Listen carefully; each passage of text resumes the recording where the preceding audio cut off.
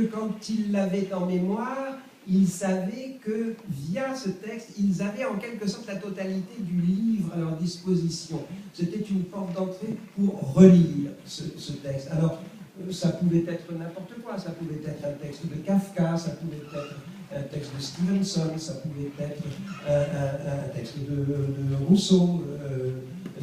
L'essentiel étant qu'une fois qu'il possédait le texte, il ne possédait pas in abstracto, il le possédait en fonction du livre entier qu'il connaissait.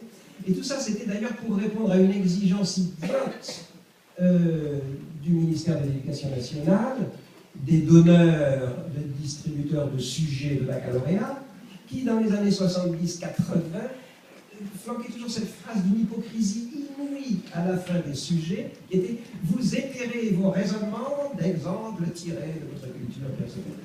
Le pauvre môme, quand il arrivait au bac, quel exemple? Quoi? Alors, c'était quoi le résultat de cette cuistrerie?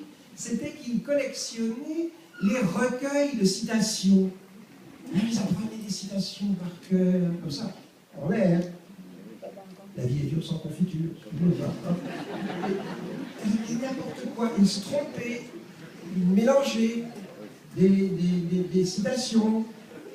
C'était tellement bête.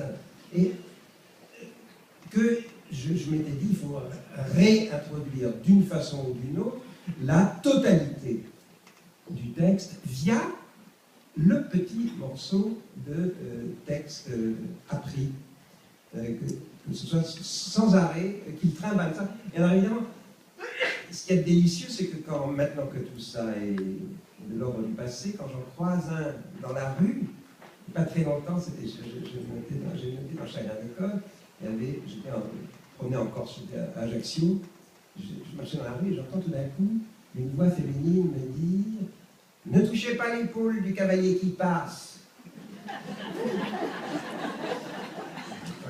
Étonnant. Je me retourne et je vois une très jolie fille, qui manifestement c'était elle, et alors je lui réponds, je lui dis, il se retournerait et ce serait la nuit. Et elle reprend une nuit sans étoiles, sans courbe, ni nuages. Question, que deviendrait alors tout ce qui fait le ciel, la lune et son passage, et le bruit du soleil, et la gamine, car c'était une ancienne élève, et c'était pour moi toujours une gamine, bien qu'il y ait à l'époque une quarantaine d'années. De conclure, il vous faudrait attendre qu'un second cavalier, aussi puissant que l'autre, consentit à passer. Et c'était un poème de Supervielle, l'année qu'elle avait appris dans 4e. Et bien, quand elle se souvenait. Alors évidemment, et après, bien entendu, elle s'était mise à son Supervielle, elle connaissait Supervielle, elle était intéressée à Supervielle, puis ensuite, après Supervielle, etc. C'est Achille, intéressé à la poésie en général.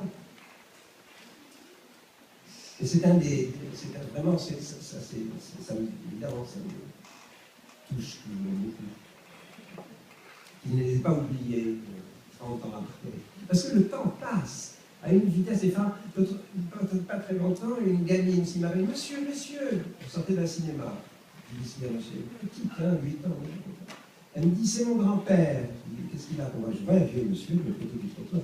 « Ça a été votre élève. »